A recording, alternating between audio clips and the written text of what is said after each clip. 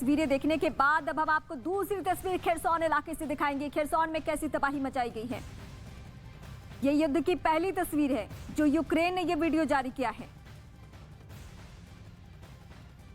और युद्ध की अब दूसरी तस्वीर, खेरसौन में कब्जे के बाद पहली बार रूसी सेना का काफिला नजर आया। सामने आई तस्वीरों में रूसी सेना के वाहन तेजी से हाईवे पर जाते दिखे और हर गाड़ी पर जेड लिखा भी नजर आया। जेड का मतलब होता है यूक्रेनी राष्ट्रपति ज़ेलेंस्की का समर्थक होना, लेकिन ये उल्टी स्ट्रैटेजी है। ये स्ट्रैटेजी रूसी सेना की है। हालांकि इस बीच युद्ध की तीसरी तस्वीर हम आपको दिखा रहे हैं, एक एक करके तस्वीरें हम आपको दिखा रहे हैं। रूस यूक्रेन पर लगातार हमला कर रहा है और यूक्रेन की सेना भी मजबूती से रूस के सामने डटी है, जिसमें वो रूस को रोकने के लिए लगातार मिसाइल से हमला कर रही है। युद्ध की चौथी तस्वीर अब हम आपको दिखाएंगे। इस तस्वीर को दिखाने के बाद युद्ध की पांचवी तस्वीर। खेरसौन में यूक्रेन की सेना ने रूस के 3 हेलीकॉप्टर मार गिराने का दावा किया है। खेरसौन एयरपोर्ट के पास रूस के हेलीकॉप्टर आग से घिरे हुए नजर आए। ये पांचवी तस्वीर है, तबाही की पांचवी तस्वीर। अब हम नजर डालेंगे युद्ध की छठी तस्वीर पे। क्यू के एक इलाके में रूस के पैराट्रूपर्स ने यूक्रेनियों के हथियारों को कब्जे में ले लिया। इनमें 10 javelin anti tank missile, hand grenade launcher और एंटी एयरक्राफ्ट मिसाइल शामिल है। ये छठी तस्वीर है। अब इसके बाद एक और तस्वीर हम आपको दिखाएंगे। 21 दिन गुजर चुके हैं, युद्ध की तस्वीरें बदली नहीं हैं। हर दिन भयावह तस्वीरें, हर दिन तबाही की तस्वीरें। मेकोलाइव की अब हम बात करेंगे। और 7वीं तस्वीर है ये, तेल डिपो को रूसी सेना ने उड़ा दिया। रूसी गोलीबारी में एक बम तेल डिपो पर गिरा। इसके बाद बड़े धमाके के बाद काले धुएं का गुबार आसमान की तरफ जाता दिखाई दिया और लोगों की सांसों पे बना ये सीधे।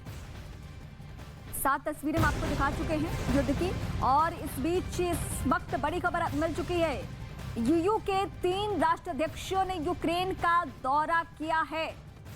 पोलैंड, चेक गणराज्य और स्लोवेनिया के पीएम ट्रेन से यूक्रेन की राजधानी कीव पहुंचे, जहां इन तीनों राष्ट्राध्यक्षों ने पीएम ज़ेलेंस्की के साथ बैठक की। ये 3 ही तस्वीर नाटो के सदस्य हैं, ये तीनों ही नाटो सदस्य हैं और यूक्रेन के पड़ोसी भी हैं। ये पड़ोसी देश जो हैं वो मदद कर रहे हैं और ज़ेलेंस्की के पावर सेंटर भी कहे जा सकते हैं, क्योंकि इन्हीं मुल्कों और इन्हीं देशों की बदौलत ज़ेलेंस्की युद्ध के मैदान में डटे हुए हैं। वरना हर शख्स का यही कहना था, दुनिया के हर एक्सपर्ट का यही कहना था, जो युद्ध का इतिहास जानते हैं, जो प्रथम विश्व युद्ध, द्वितीय विश्व युद्ध के बारे में जानते हैं, उनका यही कहना था कि ज़ेलेंस्की टिक नहीं पाते। लेकिन पश्चिमी देशों के सपोर्ट की वजह से, इन पड़ोसी मुल्कों के सपोर्ट की वजह से, आप देखिए रूट मैप भी मैं आपको जरा ब्रीफ कर दूं कि अगर किसी को हथियार भेजना है, अगर पोलैंड सपोर्ट ना करे, रोमानिया सपोर्ट ना करे, तो वो पश्चिमी देशों से आए हुए वो हथियार क्यू तक पहुंचेंगे ही नहीं। लेकिन इन देशों के सपोर्ट की बदौलत ही ये संभव हो पा रहा है। ये बातचीत की तस्वीरें बहुत बड़ी तस्वीर है। 3 देशों के राष्ट्राध्यक्ष मौजूद है कहां? राजधानी क्यू में, जहां घेरेबंदी, किलेबंदी हो चुकी है।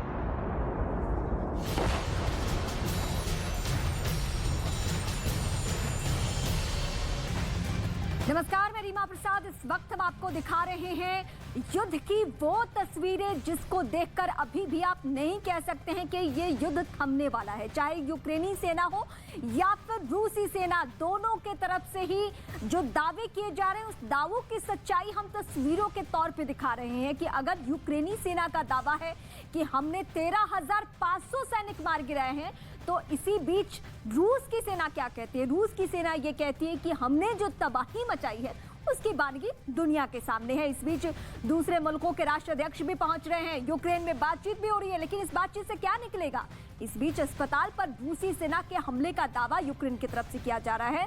अस्पताल पे हमला हुआ है, बर्दियान्स्क ये इलाका है जहां पे अस्पताल में हमला। मारियोपोल और ओडेसा में भी गोलीबारी की गई है। समंदर से रूस के हमले का दावा किया जा रहा है, यानी चौतरफा हमला, जमीन से, आसमान से, समंदर से, जहां से भी टारगेट तक पहुंच सकती है रूसी सेना, वहां से हमला कर रही है। अस्पताल सिर्फ आज की बात नहीं है, बल्कि कई दिनों से अस्पताल को टारगेट किया जा रहा है। यानी वो तमाम हथकंडे अपना लिए गए हैं जिससे यूक्रेन की सेना घुटने पे आ जाए, जिससे यूक्रेन शर्तें मान जाए, जिससे ज़ेलेंस्की ये कह दे कि हम अपने देश को बचाने के लिए कदम उठाएंगे और हम मान जाएंगे, हम शर्तों के उस पेपर पे, उस सादे कागज पे हस्ताक्षर कर देंगे जिससे कि मुल्क बचे। लेकिन क्या आपको लगता है ऐसा होने वाला है? बिल्कुल नहीं, क्योंकि ज़ेलेंस्की ना सिर्फ अकेले हैं बल्कि उनके जो 350 से ज्यादा सांसद हैं वो सब भी कसम खा रहे हैं, वो प्रतिज्ञा ले रहे हैं कि युद्ध के मैदान में हम डटे रहेंगे, जितनी भी तबाही कर ले रूस, हम पीछे हटेंगे नहीं। पश्चिमी देशों का टारगेट क्लियर है, नेटो का टारगेट क्लियर है, वो इनडायरेक्टली ही सही लेकिन मदद पहुंचा रहे हैं। अब तो नौबत ये भी आ गई है कि क्यों में बातचीत हो रही है दूसरे मुल्कों के राष्ट्राध्यक्षों से, तो आप समझ सकते हैं कि युद्ध लंबा खींचेगा। अगर सीज फायर नहीं हो तो आप समझ सकते हैं कि तबाही की ऐसी तस्वीरें 21 दिन नहीं, हो सकता है 41 दिनों तक हम दिखाएं, क्योंकि मई तक ज़ेलेंस्की ने कहा मई तक हम युद्ध टाल सकते हैं, खींच सकते हैं। तो तस्वीरें आप देख रहे हैं, लेकिन मुंहतोड़ जवाब यहां पर यूक्रेन की सेना की ओर से भी रूसी सेना को दिया जा रहा है। इसीलिए कई तरीके के दावे यहां पर यूक्रेन की सेना की ओर से किए जा रहे हैं। लेकिन इस वक्त की जो बड़ी खबर निकलकर सामने आ रही है वो ये है कि 3 हेलीकॉप्टर ध्वस्त कर दिए यहां पर रूसी सेना के। यूक्रेन की सेना का एक बड़ा दावा इस वक्त निकलकर सामने आ रहा है, यूक्रेन की सेना का बड़ा दावा है। इस वक्त की बड़ी खबर आप देख रहे हैं, जहां पर खेरसौन में रूसी हेलीकॉप्टर तबाह करने का दावा यूक्रेन की ओर से किया जा रहा है। इससे पहले भी भारी नुकसान उसने पहुंचाया, दावा उसकी ओर से किए जा रहे थे। लेकिन इस वक्त की जो बड़ी खबर है, आज खेरसौन के इलाके में 3 रूसी हेलीकॉप्टर को ध्वस्त कर दिया है यूक्रेन की सेना ने।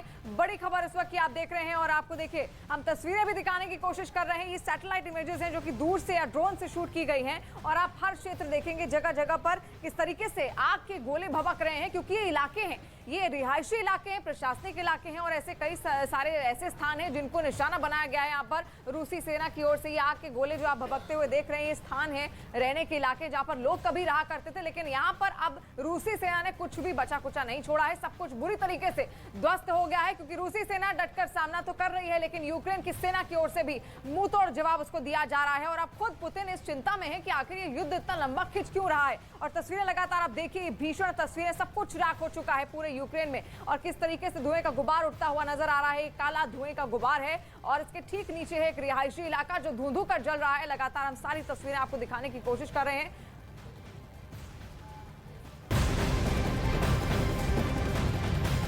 और इस वक्त एक और बड़ी खबर हम अपडेट कर दें आपको, यूक्रेन की सेना का इस वक्त बड़ा दावा, इस युद्ध से जुड़ी हुई ये खबर है, रूसी टैंक को तबाह किया गया है। ये आंकड़ा रूसी टैंक का सैकड़ों में जा चुका है। लैंड माइन से धमाका किया गया है। जो आंकड़ा आप उठाकर देखेंगे यूक्रेन के दावों को लेकर तो 13,500 सैनिक मारे गए हैं, ये कहना है। सैकड़ों की तादाद में टैंकों को ध्वस्त किया गया है। जो उनके लड़ाकू विमान हैं, लड़ाकू हेलीकॉप्टर से उनको भी मार गिराया है यूक्रेनी सेना ने। और यूक्रेनी सेना जब भी इस तरीके के कदम उठाती है तो ऐसा वीडियो साझा वो करती है कि देखिए रूस की सेना को हम कितना नुकसान पहुंचा चुके हैं। तो इस महायुद्ध में रूस के लिए जैवलिन मिसाइल काल बनी हुई है। यूक्रेन ने अब तक अपनी जैवलिन मिसाइलों से रूस के 280 टैंक और बख्तरबंद गाड़ियों को तबाह कर दिया है। यूक्रेन की फौज और मिलिशिया इस वक्त 3 तरह के एंटी टैंक वेपन सिस्टम का इस्तेमाल कर रहा है। इनमें पहला है अमेरिका से मिला javelin anti tank guided missile system, दूसरा है ब्रिटेन से मिला NLAW यानी next generation light anti tank weapon, और तीसरा है स्वीडन से मिला 84 यानी एंटी टैंक वेपन सिस्टम। ये तीनों हथियार इस वक्त रूस के T-72, T-80 और T-90 टैंक पर भारी पड़ रहे हैं। रूस टैंक पावर की बैकबोन कहे जाने वाले ये तीनों टैंक और BMP जैसी कई बख्तरबंद गाड़ियां इस युद्ध में खिलौनों की तरह तबाह की गई। एक आंकड़ों के मुताबिक यूक्रेन ने पहली 300 जेवलिन मिसाइलों से रूस के 280 टैंक और बख्तरबंद गाड़ियां तबाह की, यानी 93% का सक्सेस रेट, जिसने अमेरिकी जेवलिन को दुनिया का सबसे खतरनाक एंटी टैंक गाइडेड मिसाइल साबित कर दिया। रूस की सेना के लिए, खासकर पुतिन के लिए, यूक्रेन युद्ध में रोज नए नए सबक मिल रहे हैं। रूस के कई हथियारों के साथ उसके लड़ने के तौर तरीकों की पोल खुली है। रसद यानी सप्लाई लाइन को कायम रखना रूस के लिए चैलेंज साबित हुआ है। और इस बीच गुरिल्ला युद्ध रूस के लिए अभी यूक्रेन में सबसे बड़ी चुनौती बनकर उभरा है, क्योंकि इसमें रूस सिर्फ अपने बड़े बड़े फौलादी हथियार ही नहीं बल्कि पुतिन अपने काबिल और अनुभवी अफसरों को भी खोते जा रहे हैं। यही वजह है कि रूस की फौज अब ऐसे रिहायशी इलाकों में भी खुलकर बमबारी कर रही है जहां उसे यूक्रेन की फौज या मिलिशिया के छुपे होने की खबर मिली। यूक्रेन की जंग अगले कुछ दिनों में अगर नहीं थमी तो रूस को अपनी रणनीति में बहुत बड़े बदलाव की जरूरत पड़ेगी। लेकिन उस नई रणनीति के साथ रूसी फौज का हौसला कायम रखना भी पुतिन के लिए सबसे बड़ा काम होगा।